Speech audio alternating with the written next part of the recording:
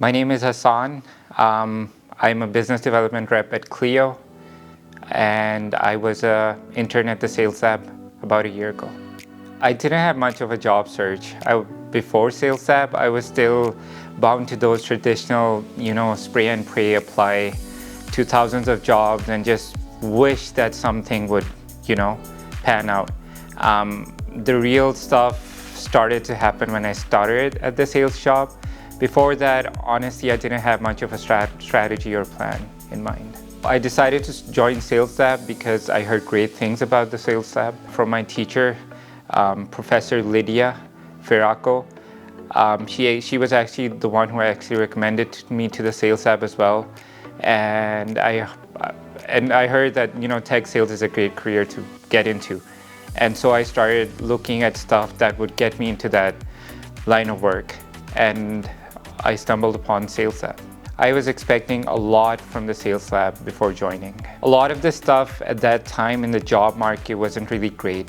We were hearing a lot of negative things, people not getting jobs, people getting out of, Conestoga after graduating and they're working at these, Tim Hortons, these part-time jobs, retail that aren't paying much, that have these hostile, I would say, working conditions. So I was expecting a lot in terms of getting a proper job, getting a job that launches me into a proper career.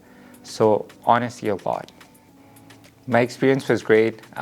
In the beginning, it was hard, especially working with Coach Michael. It's not always easy. He expects a lot from you because he wants to give you a lot in return. So the first couple of days, I wasn't really getting the hang of things, especially the pitching part, researching companies. And just role-playing with Michael was a bit tough, but it really helped me, launch me into a space where I really, really felt like, I was doing something that's going to be rewarding at the end of it all. In the first part of Sales Lab, I learned a lot because I made a lot of mistakes. I wasn't getting anything right. So a lot of the things that Coach Michael told me and Coach Mercedes told me, stuff like mirroring, actually listening to the person, being authentic, being curious about the problems that the other person is facing instead of just assuming everything. And all of these traditional sales techniques that you're taught, that you just gotta go to the other person and just pitch it to them.